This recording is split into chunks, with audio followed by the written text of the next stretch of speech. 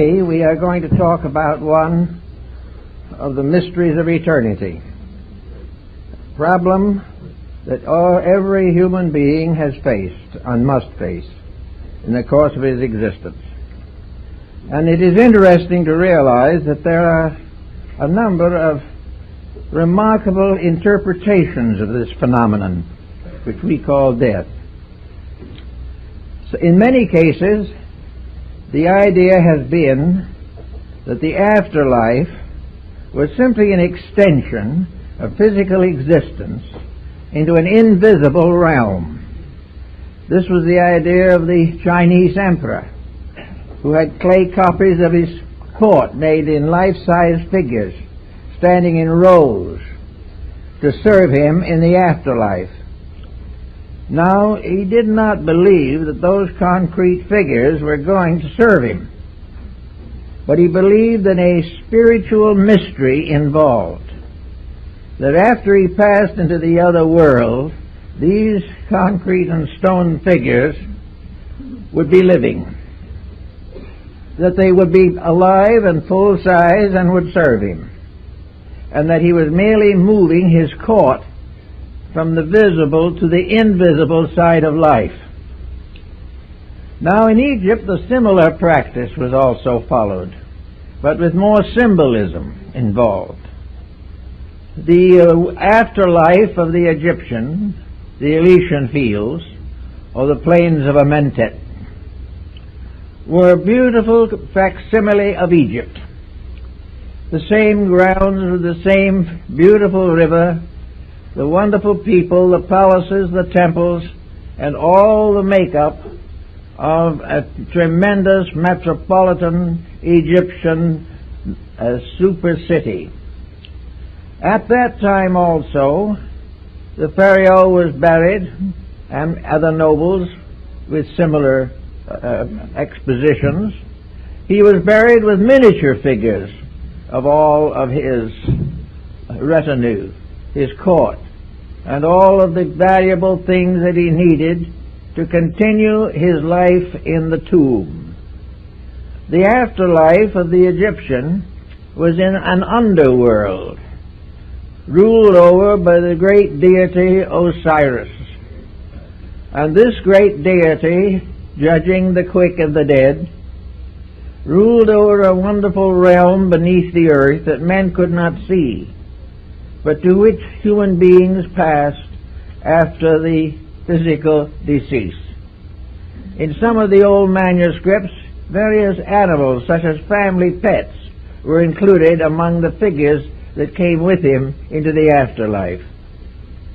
Everywhere we find evidences of the belief that the invisible world to which we pass and from which we came has a more or less physical appearance, that it is similar to the world that we know.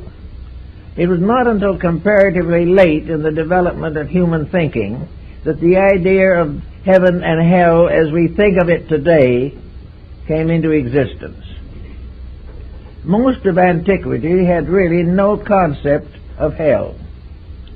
They did not have any of that Dantesque mystery that we find in the beautiful but morbid paintings of Gustave Doré. To the ancient people, hell was more or less of a shadow. They did not believe they were bad enough to deserve it in the first place, and they were perfectly willing to face a world that went on into a realm beyond ours.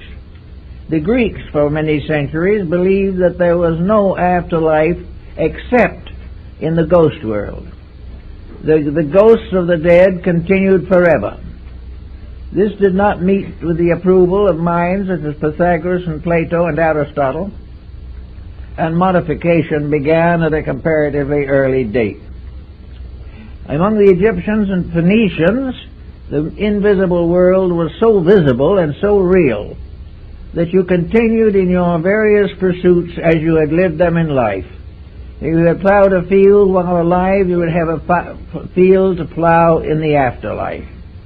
And there is one story about a very honest moneylender who had never cheated those who borrowed from him. He was a very good man. So when he died, they gave him a special privilege in the afterlife. He could set up his money tables by the gates of heaven and lend money to anyone coming in who wanted it. And he always was meticulous and honest. And it was the honesty, and not his profession, that earned him this respect. Then we have another group of people who believe, as many primitive people do, including a number on the Western Hemisphere, that death is a birth into the afterlife. And many ancient peoples buried the dead in embryo position, so that the earth became the womb of the second birth. We find tombs of this kind on all the continents. We also have evidences that many of those who lived before us, at least, had a consciousness of being able to travel in the afterlife while they still lived. This is true of the American Indians of the Southwest. It was also true of the Irish. The Irish perfectly believed that certain of their sages and saints could go into the afterlife, and that they would be welcomed there, and they could bring back messages for those who needed guidance or assistance. It was not until comparatively late that the death took on the terrible appearance with which we have associated with. It was not regarded by the ancients as a misfortune. It was regarded as a simple transference of conditions. The individual did not change greatly by the transition, but he functioned in a different dimension of life.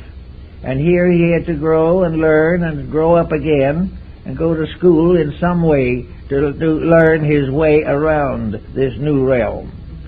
Now, psychics in all parts of the world have given us traditions about this. Andrew Jackson Davis, the seer of Poughkeepsie, one of America's most prominent early spiritualists, gave what he called a picture, the Summerland. This Summerland was a beautiful countryside, and it was an invisible pasture field with flowers and trees where individuals lived out a very beautiful life if they had earned such a record. If they had made some mistakes and so forth, they received some punishments, but ultimately were accepted into the world of eternal light, eternal summer, eternal happiness. So this was one psychic belief, and he wrote the book, The Stellar Key to the Summerland. Another psychic of great fame was Baron Emanuel Swedenborg, who was one of the greatest scientists of the Scandinavian countries. He was also in his later years a psychic and had many beliefs concerning the conditions of the afterlife. He left very detailed accounts of conditions beyond the grave, which very well resembled conditions in a well-run Swedish state. And among other things, in Swedenborg's viewpoints, any young ladies who happened to arrive in this afterworld were chaperoned to make sure that everything retained its proper proprieties. Now, we have constantly had psychics who have something to say about this type of thing, but have been strangely uncertain themselves. We very seldom have a psychic exposition in which the emphasis is how things are over there. We hear about famous people coming back to converse with the living, but it does not seem that any answers that they give clear the problem of life after death. The answers accept the problem, but they do not clear the path or the way or the circumstances involved in the transition. This seems to have been generally neglected throughout almost all psychic experiences. Jacob Boehme, the German mystic, had visions of the afterlife. His visions of this were very much based upon the visions of Dionysius Areopagus, the early Christian father. These dreams and visions represented a luminous universe with hierarchies representing the planets and the zodiacs. This luminous world was a world of light, of color, vibration, and was a very pleasant place.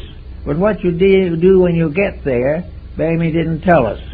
All he expressed was the fact that it was a vision of things to be, such as the visions of the Gnostics and the Albigensians and the Manichaeans and many others. Each religion of the world has its own concept of paradise, where it is and what it is. There seems to be very little, however, detailed study of the subject.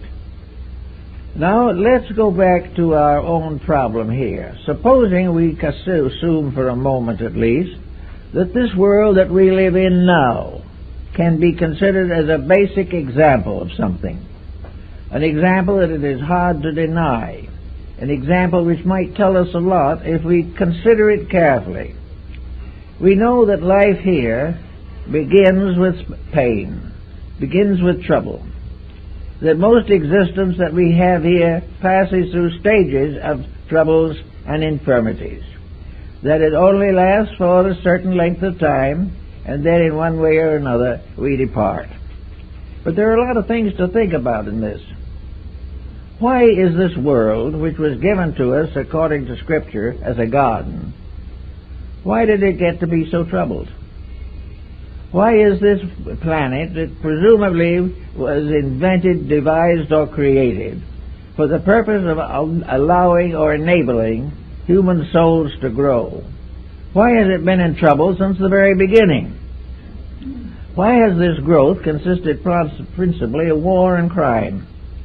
Why does everyone who comes into this world apparently come into a sphere of sickness, disease, sorrow, and death? Is this part of a plan, or is this something that shouldn't be but got to be from other causes? Let us assume for a moment that the person living in this world is living in a highly conditioned condition, which he has probably, in one way or another, caused for himself. In other words, it was not intended that birth should be a problem of great pain, that the growing up and living through the various intensities of life would be an endless cause of suffering and mental anguish, or that sickness would dominate the careers of many, and that very often both birth and death were painful experiences. Is this due to the fact that such was nature's intent? Or is it due to the fact that humanity, in one way or another, has tried to take over nature, has tried to rule nature rather than obey it, has tried to create its own laws, and has set up a human autocracy in the midst of a divine one? It seems as though there is much to indicate that the troubles that we have are mostly not the result of the way nature put things together, but the way that we have readjusted and dodged them from one condition to another. We have juggled these factors, and we have mixed them up so badly that we have ended up with crime and war. Suppose, for example, the human being had not made these mistakes.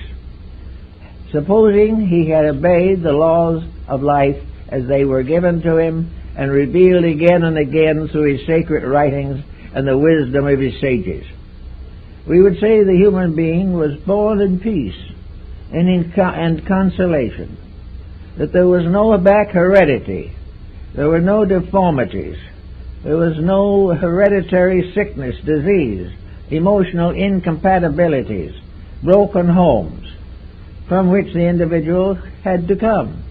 Suppose that was eliminated.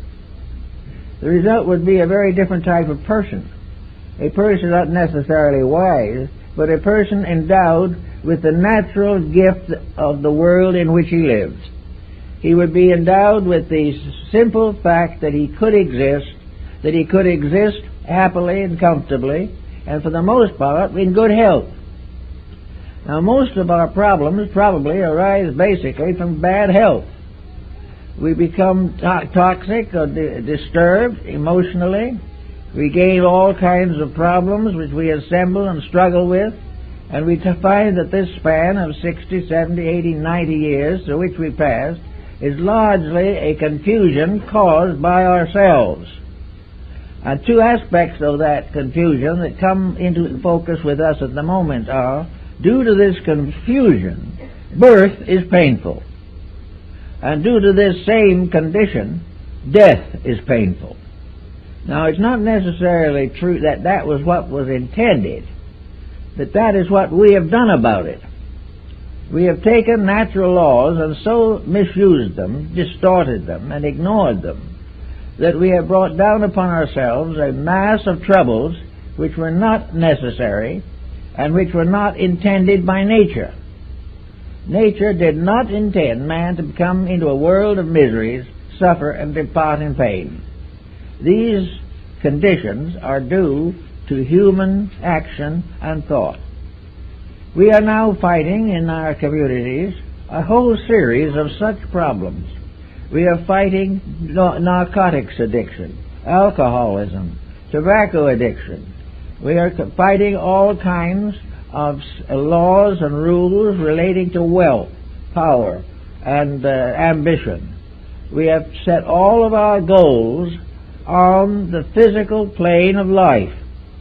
We have taken this world, which might have been a very happy playground, and turned it into an infirmary and a vast graveyard. This is not what nature intended. This is not what man was put together for. This is not the experience he was supposed to be ready to receive. It was assumed that he would come to this world to gradually come to glorify the Creator and the creation. Instead of that, he has come in the end to damn them both. So we have here a false beginning. And with a false beginning, we also have to go back a ways, because this false beginning is of the sins of the fathers unto the fifth and sixth generation. We are all here with infirmities that have come from the misdeeds of our ancestors, and these we carefully pass on to our descendants. The result is that health is almost imaginary, but we are beginning to realize more of its importance. And in the last 50 years, we have done more thinking about health, probably, than any time in history. We may almost say that primitive mankind didn't think about it because it didn't do anything to hurt itself, primarily. It lived a very simple life. It had to defend itself against the terrors of the night and things of this nature, but for the most part, it lived a very simple existence. As we came to be more and more complicated, we became sicker and sicker. We gradually also then developed institutions to correct these sicknesses that we had created. But because we created them within ourselves and not in the body, the physician is not always successful. We are not able to cure the sins of the spirits with pills and shots. The entire part of the individual that is important to us at the moment is that which we can't see. It is the invisible overself that really runs the physical body. This overself, however, is so neglected by most people that the body is without adequate leadership. It is as though a very nice government were set up with a proper representative, and in the course of time a bunch of gangsters took it over. And these gangsters are our selfishness and our deceits and our stupidity and our rejection of common sense. All these together have ruined what might have been a pretty good place to live. Now we're gradually beginning to be a little more aware of this. It is dawning upon us that it's possible that all these misfortunes are not necessary, that they were not in the original archetype, but have been the result of vicious misinterpretation or distortion of the common facts of good nature and common sense.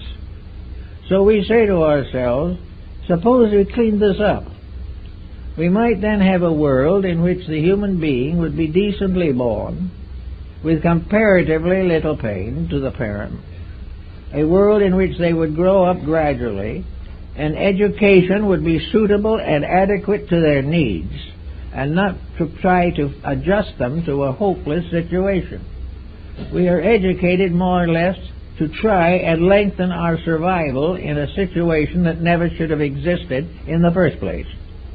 And true education, a true realization of our real purpose and our real potential, hasn't a chance. It wouldn't even be mentioned because it would interfere with some monopoly that is flourishing, for the moment at least.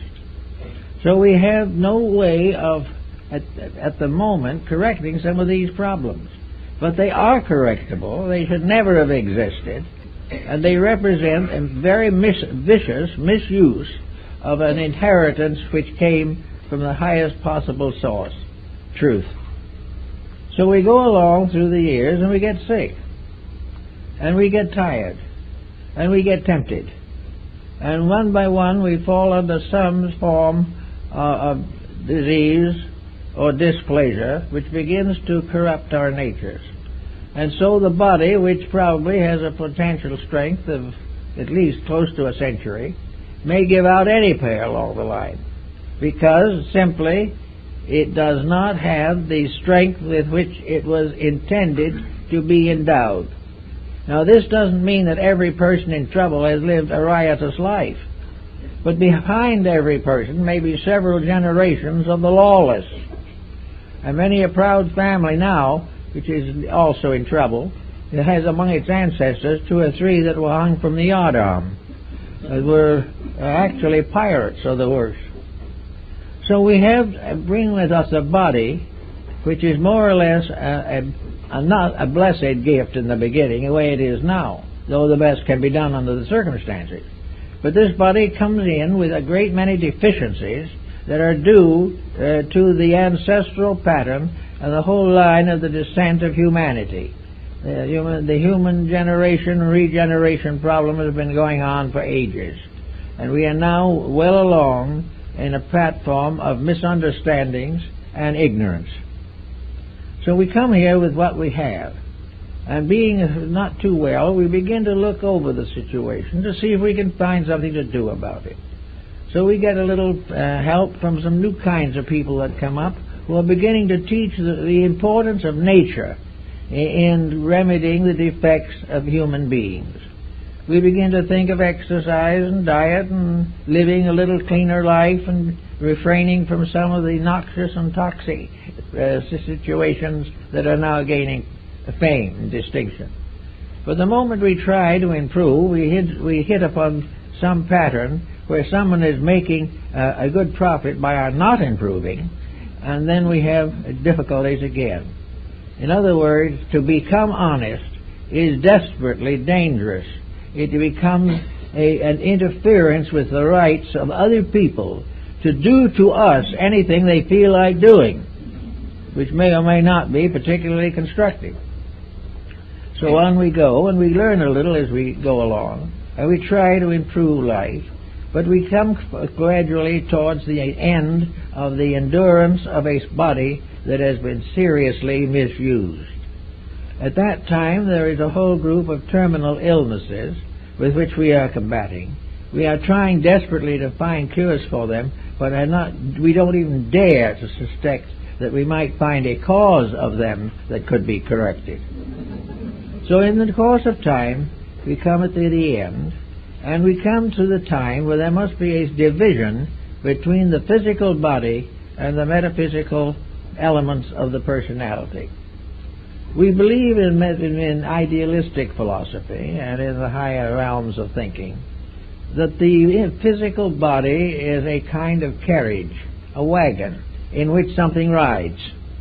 That the actual being in the body is not identical with it. If you believe them to be identical, you are a materialist. If you do not believe that they are identical, you are an idealist. And 90% of humanity has been idealistic since the dawn of time. Very few peoples have ever come to maturity who believed that the individual died at the grave.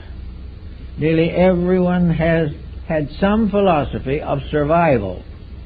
And without this philosophy of survival, there seems to be no incentives to rise above the misfortunes of the present state.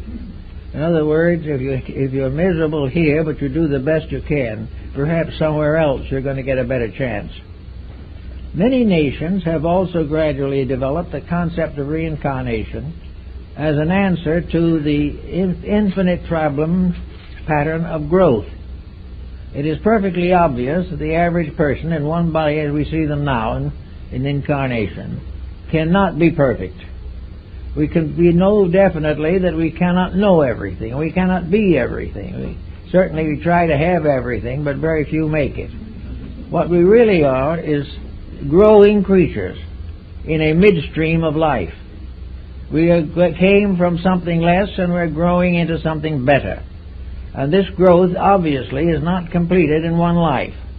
The individual who makes a modest gain must be considered a success. Those who ignore the whole thing can be rather much failures. So not being able to be perfect now, the doctrine of reincarnation comes in and is probably now accepted by something like a third of the population of the earth. It is believed because it is the most reasonable answer to a long-range plan in nature. It is also the only description or the only solution that rewards sincerity and helps the individual to outgrow his own weaknesses and infirmities. If reincarnation is a truth, then comes another question, which is related to the original one. If this is true, where is the being when it is not incarnate? The Oriental peoples take the ground that incarnations are normally and honorably about 1,000 years apart. Under certain conditions, these figures can be modified and changed, and in cases of very advanced persons, the time is shorter. This is because they are more needed here to do the things that there are not too many available to accomplish. But if we have the reincarnation, where is the individual between incarnations? There have been discussions of these, and someone says they may be in Devakan or someplace in the heavenly world, or according to Ptolemy, up somewhere in the zodiac. But these are very faint and uncertain indications. There does not seem to be any real map of the life cycle other than a diagram and words. The experiences involved seem to be very hard to trace, and most, even students of the subject, have not been successful in creating a vivid or living image of the situation. So we have to wonder a little bit about what is the other side of this coin. Where and what are the invisible parts of nature? Flood, the Rosicrucian mystic, and several others have speculated carefully upon this, and they have followed the idea or viewpoint that man is composed of a series of bodies, that he is not just a physical body, nor is he just a physical body and a spirit. He is not a physical body and a ghost.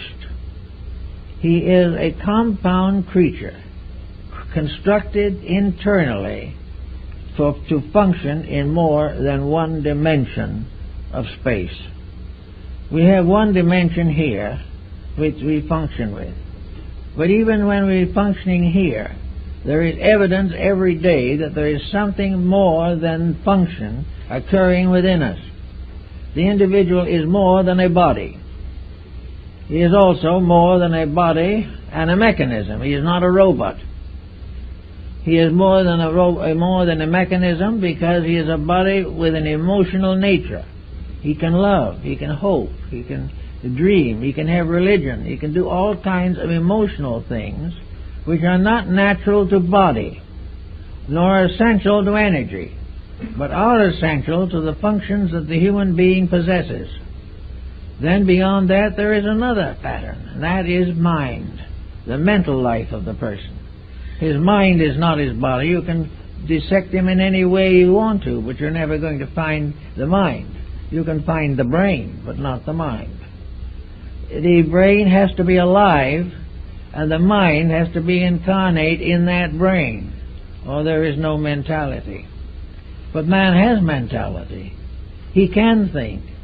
He has emotions. He can love. He has vitality. He can win at the Olympic Games. And he has physical establishment, which we call the body, which he keeps in a house and sends to work every day. These different things are part of man. They make together a person. And these four parts are all more or less vehicles, instruments to be used by something, to do something. Now the mind is not a divine thing. It is simply a dimension of existence necessary to thinking. But thinking is not the highest faculty of man. There are all other kinds of higher faculties. And most of all, this whole chain of bodies, like beads, this chain is strung of many beads upon a single thread, as Emerson tells us, and that this thread he calls the overself, or the soul. Now the soul seems to be the master of the mystery. The soul seems to be that thing in man which does not limit him to any of the dimensions of his physical sensory perceptions. The soul permits him to hope and to dream. It permits him to ensoul thinking, ensoul living, ensoul emotion. Without this ensouling, these various faculties are sterile. And this is one problem that we have, where humanity spends all its time working with the bodies and forgets the soul. We have a group of sterile organisms and organizations which have no vitality, no reason for existence. Hope, ideals, and the greater, nobler emotions of religion and personal consciousness are all part of something above the mind. And this the ancients like to call the soul, which was the master of the entire cycle of human growth. Now the soul, as Emerson tells us, is a part of divine nature. It is part of something that ensouls all things, so that we can say without exaggeration that the world is itself a soul from which a body is suspended, that this body contains of several levels of management, and various creatures have different degrees of levels. There are some creatures like plants who have only the growth dimension. There are others like animals who have the emotional development. And there's finally man who has the mental development. But this is added to the others, making him a composite being with four levels of availability. Now, when he gets ready to be educated or think about trying to do something in life, he should realize that he has these four different levels through which he can manifest. Now, he isn't his mind, nor his body. It is an inhabitant. It is a leaser. He can't own the body, but it can lease it for life. It cannot possess anything, but it can use whatever it wills to accumulate honorably. Thus we have the individual who at a certain time in this pattern is going to depart from this world. Now he's going to depart in a series of stages or steps. And this is shown in some of the mystical alchemical diagrams. The death cycle, therefore, begins with the discarding of the physical body. This physical body departs from all of the extremities of the body and finally centers in the heart. From the heart it carries upward along the pneumogastric nerve until it reaches the crown of the head. And at the crown of the head it departs. And it takes with it for a time a magnetic connection between the super self or the real self and the body, a cord which ties them together. This is an umbilical cord for the afterlife. Just as it was necessary to have it for the child before birth, so afterwards this cord connects the entity with the body, so that if shock or something of a special nature, suspended animation, should occur, death would not follow unless the cord breaks. And this is the cord that is broken at the cistern in the Bible. But anyway, this cord ties the being to the body. When this is broken, the being is in the land of energies.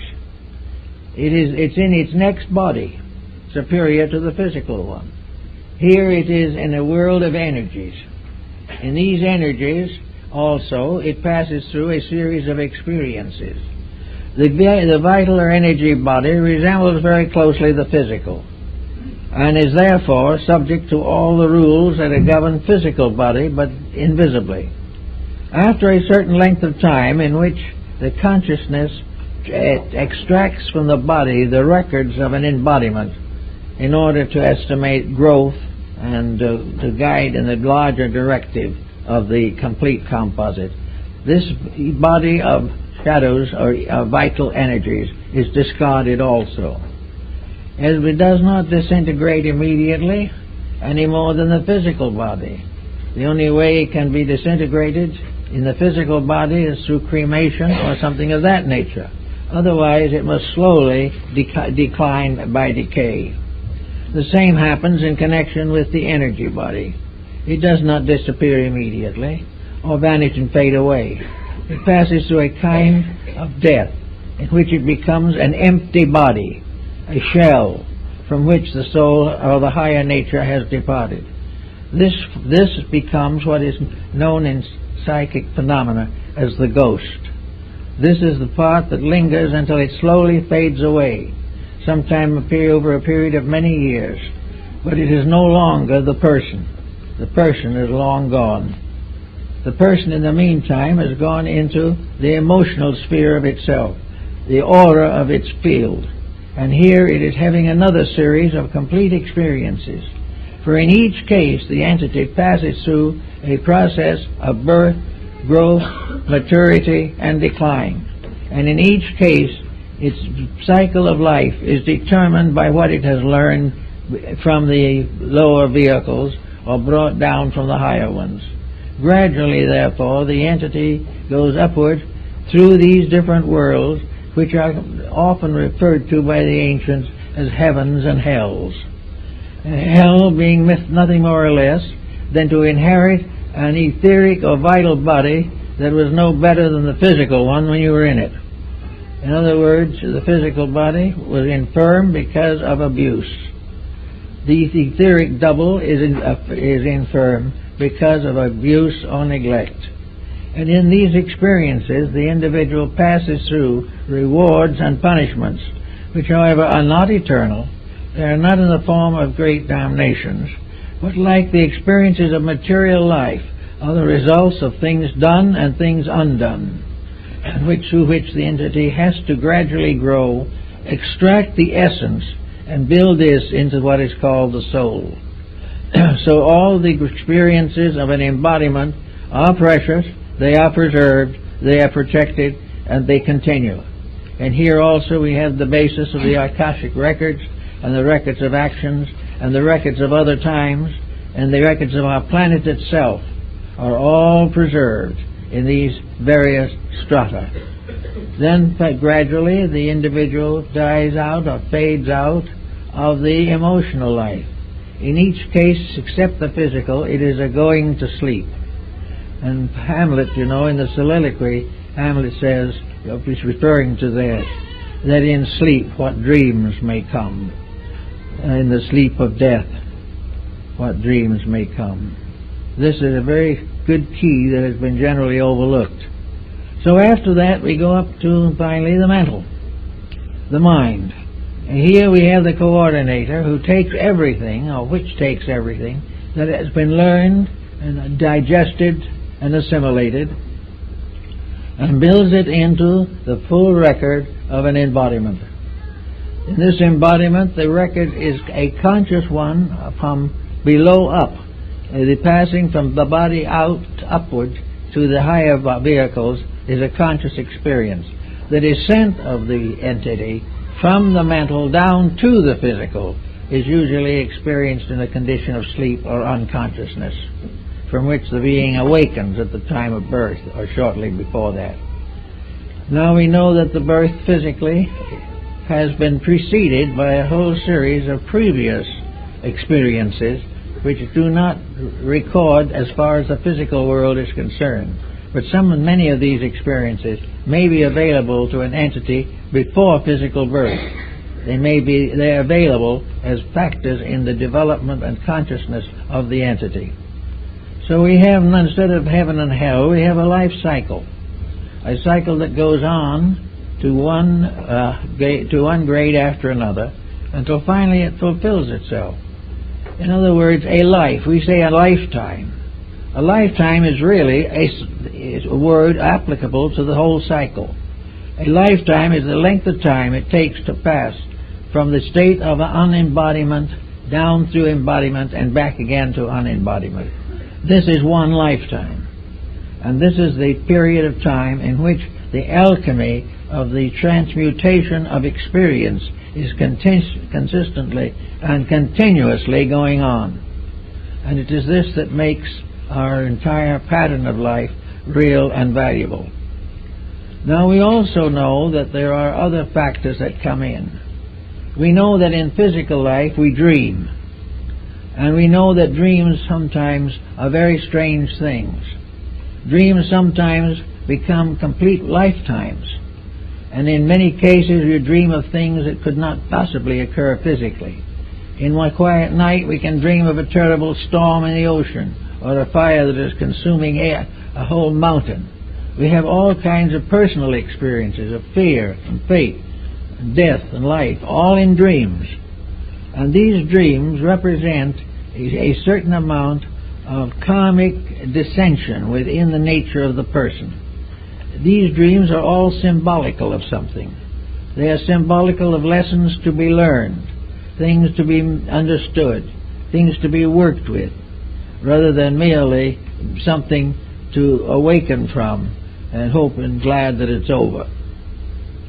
So all these factors are involved in the problem of the other worlds, or the possible understanding of the true life cycle.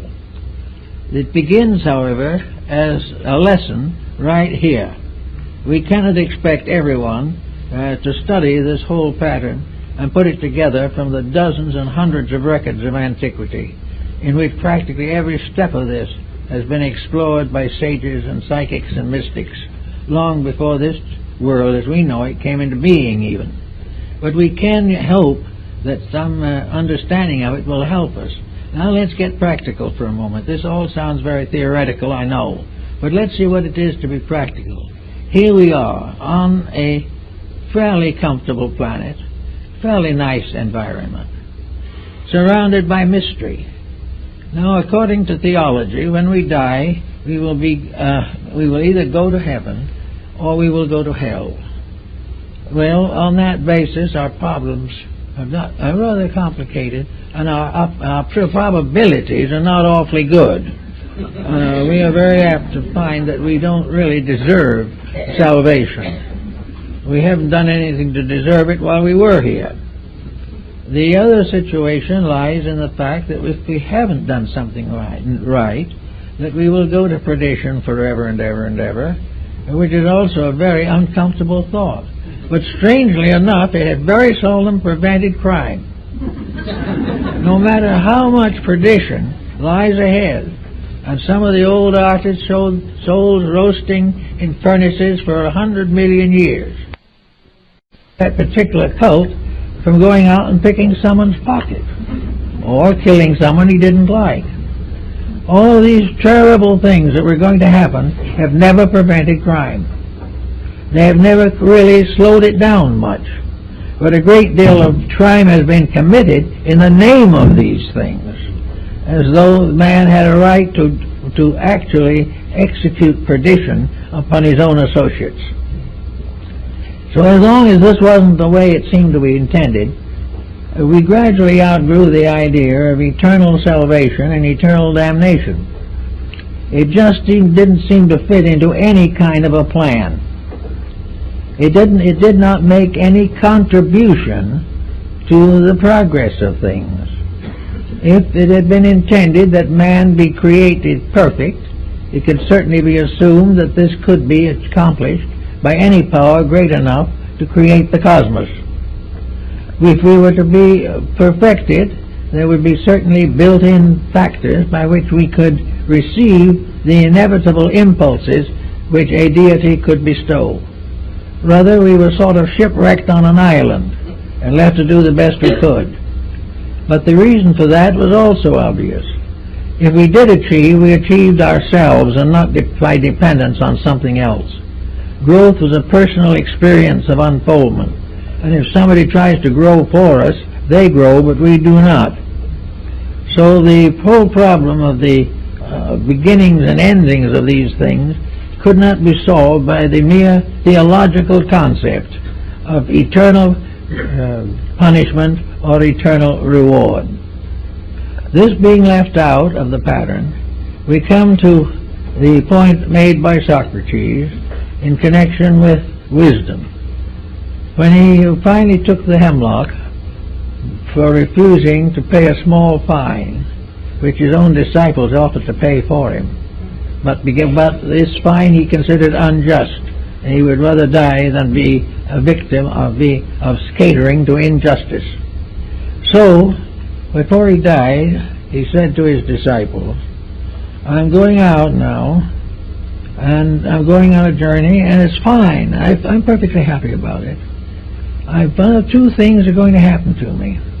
Either I'm going to cease forever. There will be no Socrates. There never will be anything. Nothing that I've ever done will be remembered by me. The only things that will remember are those that come after me and read or study. I cease. On the other hand, there's another alternative. Maybe I do not cease. If I do not cease, then I will become again part of that invisible world which I have sought to explore all my life. I will be a part of that eternal immortality in which I will learn as I have never learned before. I will know the wise and the good, and I will come to the answer of all the questions that I have ever asked."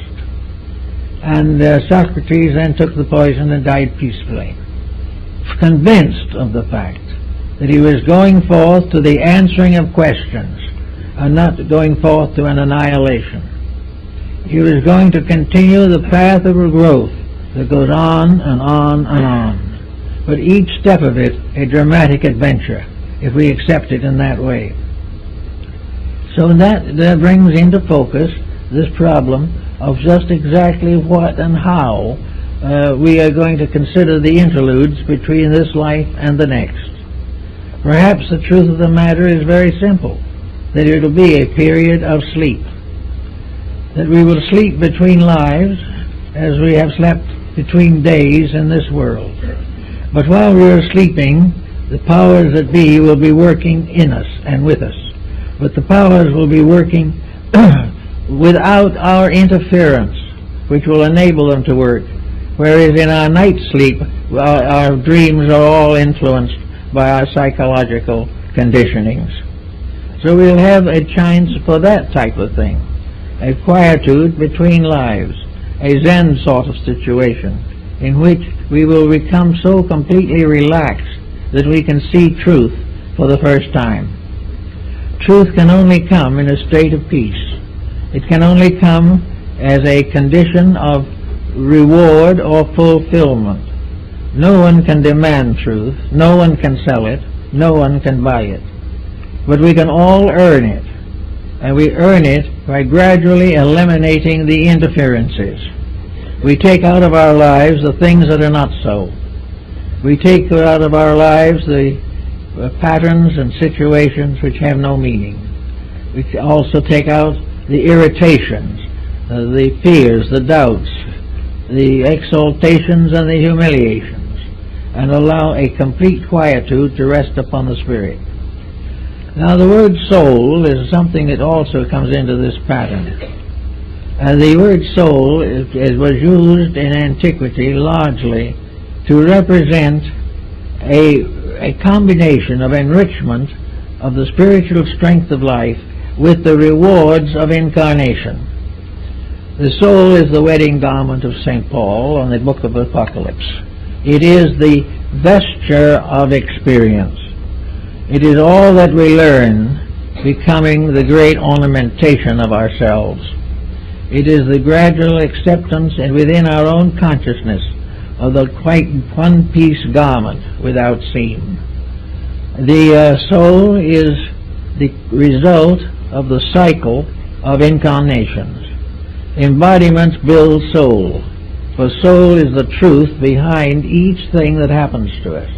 And as that thing that happens to us comes to be recorded in our eternal records, it becomes a dimension of soul power, soul strength, soul insight, and in that way is very important to us. Now, the soul can also be destroyed or injured by the misuse of faculties and powers, the perversion of mystical experiences, the misuse of the divine power becomes the deadly sin. It is perfectly possible, therefore, for the Bible to say in one of its thoughts, the soul that sinneth, it shall die, but the spirit returns to God who gave it. The spirit cannot be destroyed. It is incorruptible. The soul can be a false pattern of living, which falls apart.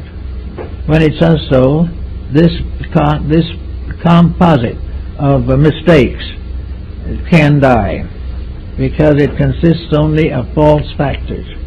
But when it is fallen or died, the spirit, which is its real life and its eternal fact, goes on to a new pattern of experiences. There is no end to the spirit. But the soul is the golden wedding garment in which we are supposed to attend the marriage of the Lamb. All these things are told philosophically and mystically in the book of Apocalypse, or the Revelation of John. Now, when we get to this point in our problem, then, we come now back to the day, right now, when we have to keep on living. The concept is very simple, that these bodies that we have been seen by psychics, mystics, and clairvoyants, and have been referred to as auras, or magnetic fields. Now, each of these magnetic fields has a color, and each of these fields is by nature and substance of a beautiful color. But wherever the distortion and perversions arise, the colors change. And out of this also has emerged a method of treating the sickness by spectrochrome therapy, by the use of color. But color, clear, is a soul-building power, and in a sense is a dimension of the soul structure. But soul corrupted is a dismal thing, of paint or unpleasant color, obviously evil or distorted in one way or another. A corrupted habit of one kind or another. Supposing we have anger, we will say that anger arises on basis from a martial energy. It, in the ancient, was a combination of astrology and esoteric therapy. Mars was the symbol of energy. Now, if this energy is used constructively, you have a bright, clear red. If it is used destructively, as in striking a blow, or in a nation is used as war, this right energy is tarnished into a deep, muddy red that is obviously a hideous and unpleasant color. Now, this color is with the person who has had a temper fit, or who has had a grudge, or has done something wrong.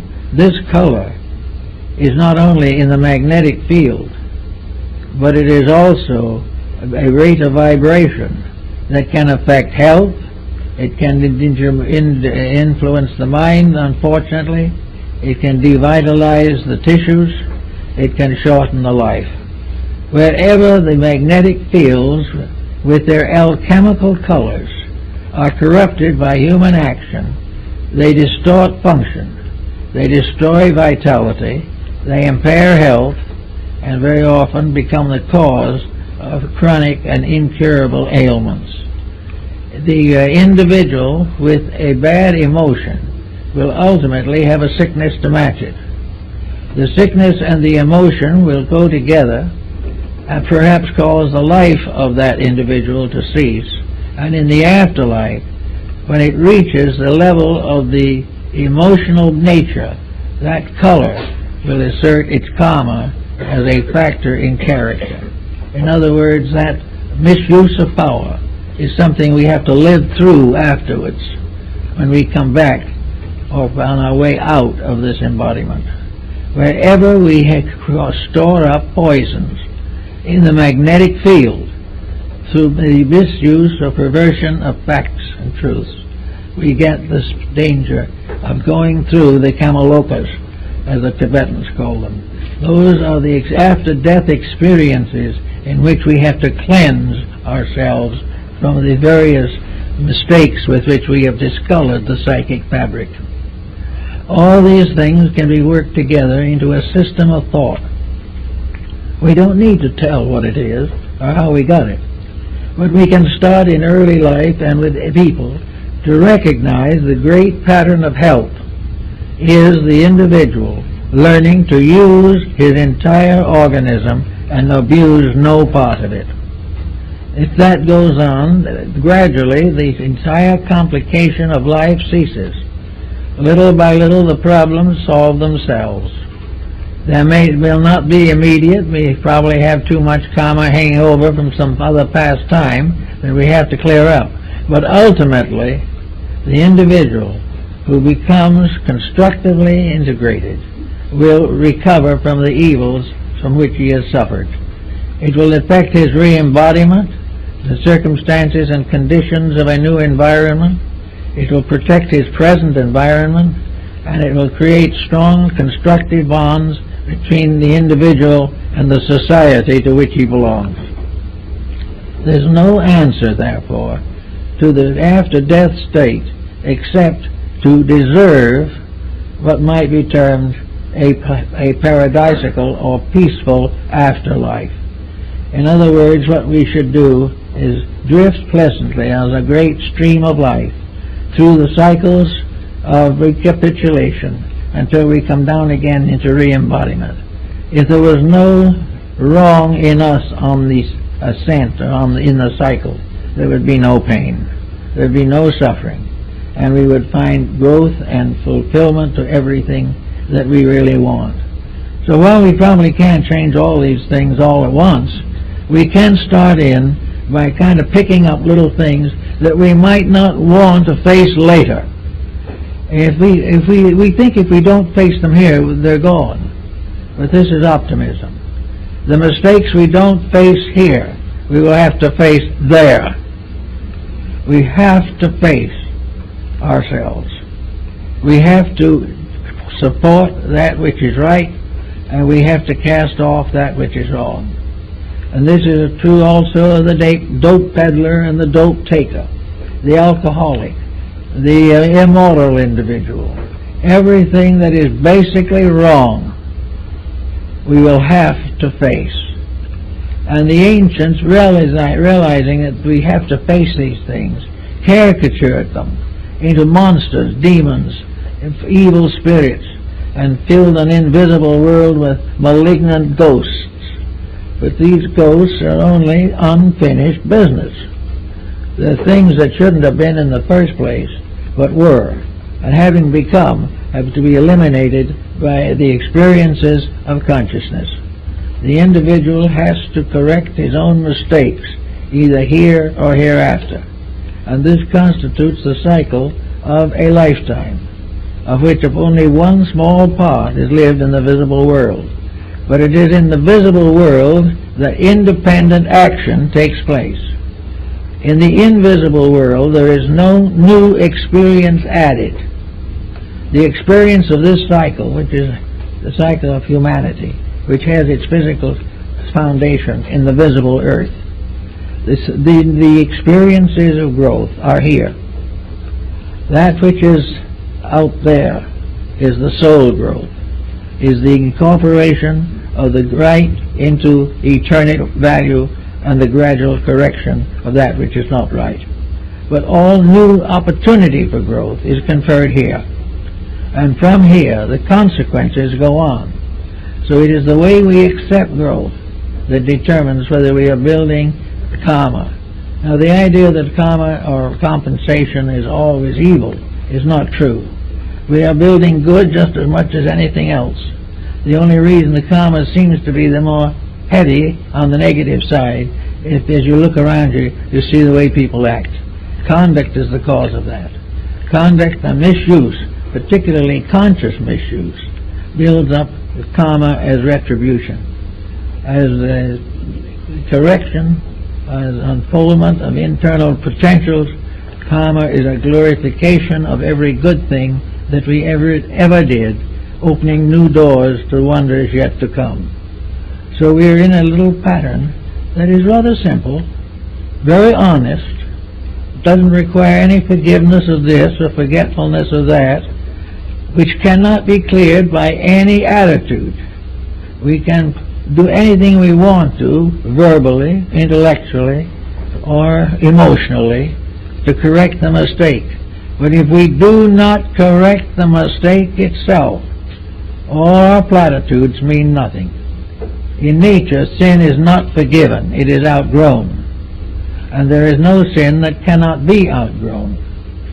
It's in most cases the outgrowing is not very serious, because the average individual does not commit great and serious wrongs. But these nagging occurrences of the day should be taken into immediate consideration. If you wake up some morning and you find you have to have a bad temper, you can either face it now or later, but you are going to face it. You are either going to correct that temperamental peculiarity, or you're going to suffer the consequences. Now, in the case of a bad temper, the consequences might start a little sooner. It might be the very day that you get angry. Negative consequences begin. You lose a friend, or you make a serious mistake of some kind, or you get yourself all worked up and have a terrible headache, and decide that the only cure for that sin is an aspirin tablet. So you take the aspirin tablet, get a moment's peace, and have enough strength to get angry again. And this goes on until the anger or the aspirin finishes you. This is not the way that nature intended. Nature knows that everyone can make a mistake once. But having made it and knowing the consequences by experience, should not repeat it. And unfortunately, humanity hasn't learned that very well. The first war was long ago, and then no one has apparently bothered to find out really how to cure war. The answer is, don't cause it. There is no other way. They know you cannot cure these things simply by trying to erase them or passing legislation against them. An individual who has a bad disposition gets sick and he goes to the doctor. The doctor gives him a pill which may make him sicker. He may get a little relief and he decides that medicine is the answer to sin, but it isn't. The actual answer is that the individual has no right to be healthy unless he tries sincerely to live a good life. All the different temptations that we have in modern society are not something that can be excused. We can say we have to be dishonest because everybody else is. That is simply saying I have to suffer because everybody else will suffer. There is no escape on these bases. That's why a good working religion and a good working philosophy of life are so important. They give the individual an understanding of value. And they're not imaginary values, because all he has to do is look around in society and he sees proof of all of it. He sees immediately that those who live by the sword will die by the sword. He can see immediately how injustice builds up into a great revolution of some kind. He knows that the wrong thing cannot win. It can have a moment of apparent victory and then collapse. One nation after another has died of its own corruptions. the same of races, the same of families, the same of individuals. Knowing this type of integrity, this basic sense of values, should be incorporated into our lives from the cradle on. We should be taught not to cure things, or try to avoid them, or evade them, but to live straight toward a constructive goal. If we need to know something, learn it properly. We have here the idea that learning is primarily a matter of preparing for a career of wealth. Now, wealth itself isn't bad. The career of wealth isn't bad. It is the abuse of the career or the abuse of the wealth. These are the bad things. And the mysterious little factor in it that must not be overlooked is that wealth gives a larger opportunity to do it wrong. In other words, the temptation of wealth is more than the average person could stand anyway. But it only confronts those who have assumed that wealth was the source and cause and final of all success. The temptation is too great. Therefore, all things in moderation. As the Oracle of Delphi said, in all things not too much. We must guard against the danger of our own weaknesses. We have to realize that we should only have what we can use wisely. We should only do what we can do lovingly and constructively. All the so-called faults and foibles that we nurse so carefully and have so much fun with do nothing but destroy us. So the cycle of life goes on. If you want to follow the idea of the old Christian reward and punishment, you can if you modify it somewhat. If you have a life in which you see and know that you're making a mess of things, then you must expect punishment. But it isn't punishment in the sense of a divine bookkeeper dealing out a sentence for your mistakes. The punishment is inherent in the mistake itself. When you do it wrong, pain is inevitable. If you think wrong, the thoughts are bound to be dangerous. If you are over-ambitious, you will struggle and finally be destroyed by your own ambitions. It isn't something else punishing you. Much of karma and much of the cycle of life can be seen here. That which is beyond being seen here is part of the larger cycle, the cycle in which the carry into the invisible causes which cannot be corrected or are not corrected in the physical life. They have to be corrected. We have to learn from embodiment. And if we cannot learn while we're physically alive, we'll learn in the afterlife. We will learn the lesson regardless. There's no possible way of escaping it. But the nicest thing is to realize we can save ourselves a lot of trouble here, and will refrain from hurting other people, or as nations will not afflict other nations, if immediately upon our inner understanding we begin to live according to what we claim to believe. Now, actually, there's nothing very secret about this. Actually, every major religion of the world has exactly the same teaching. They have it in a little different words, but the same teaching. In all cases, the golden rule is in over 40 different religions. The simple friendliness and kindliness of human relationships is applauded everywhere. There is no religion that actually requires or demands the individual to break the brotherhood of man. The religion does not do so. Some of its interpreters, for personal advantage, try to make it fit into their ambitions, but it doesn't. Actually, the average person belonging to any one of the religions of the world, including the primitive, will find the same general rule applying. Do right and be right. Do wrong and be wrong. Do that which is good and grow. Do that which is bad and penalize yourself. The proof of all faith is in the practice thereof. And in our day, the interval between the faith and the practice is too great. It's more great than it ever was before because the temptations are greater. And we try to conceal the values by overlooking them or denying them. But the average person who is out making trouble for himself and others is someday going to face the tribunal. This tribunal is not a group of long-bearded judges.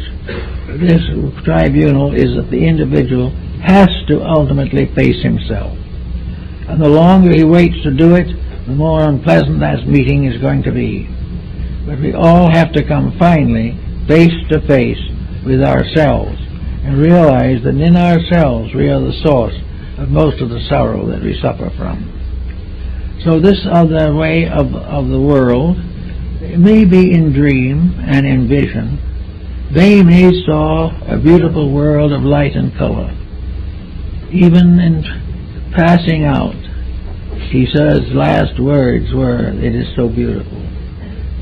And in many cases, though, there are visions. And in some cases, someone like Andrew Jackson Davis could have a vision of an afterlife that is a beautiful valley with little farms and cottages and happy people. Those are symbols that arise in our own consciousness. But an afterlife that causes us fear, an afterlife that threatens us with damnation, is nothing. The threat is nothing. The individual breaks the rules just as he broke them before. You cannot frighten him into a state of grace very long. Occasionally you can prevent a single incident, but for the most part, in his daily life, the individual will break any law of nature which bothers him, which forces him to change his ways. He will keep his ways and the laws will be broken. But sometime in the Never Never Land, he's going to have to face these laws. The universe is an immutable instrument, created by an eternal reality.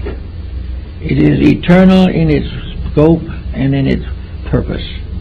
We must all go on and face the pattern of life for which our created universe was formed. We all have the same journey. We all have the same demands. We all have the same requirements in ourselves. We all have to be right. And there can never be peace in our heart, tranquility in our homes, or peace in the world until we are right. Until we are right, we will be nagged by our own infirmities. We can see this now politically, scientifically, economically. We have not yet, however, seen it in ourselves and realize that we are also an economic and a political entity. We have the same temptations that everything else has. If they are tempted and fall, we are tempted and fall.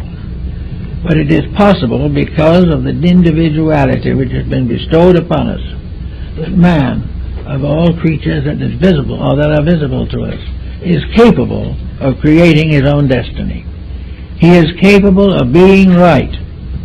The animal cannot be wrong, and therefore belongs to an entirely different type of life. But the human being has the right to be right, has the eternal power to do that which he should do, to keep the rules and to assist to build a civilization based upon these rules. He has a right to build a magnificent world and cooperate with the divine power in the advancement of all living things. He has the right to work for principles, and if he is properly rewarded, he is a true and faithful workman who is well worthy of his wages. But he does not have the right to accumulate simply for the sake of accumulating or of exploiting somebody else. He has no right to accumulate what he cannot take with him. But while he is accumulating things that he wishes he could take with him, he loses them. And the power to accumulate, which was wrong, is the thing that goes on. It is not what he has, but the motives that made him get it, that he must face in the ages to come. So it is much better for him to get ready for this at a reasonably early time, and to see all these things through the light of inner understanding. There is nothing to fear in life except the tendency we have to compromise. If we can recover from that, we will have a much better world than we have now, and we'll be able to look forward to a better one. And any little mistake that we can erase at this moment will not come up in the final examination.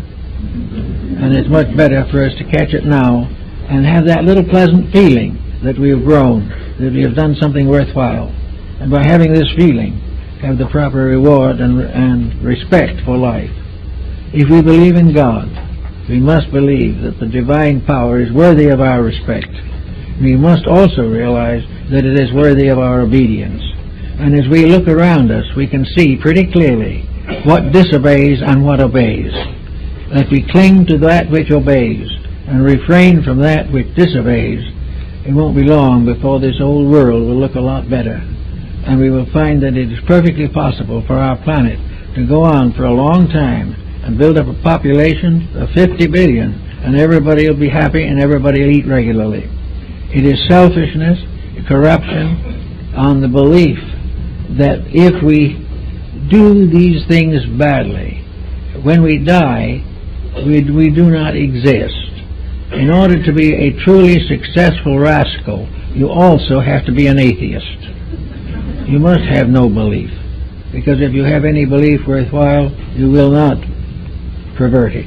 You will live it. And by living it, will accomplish the good things that we are all seeking.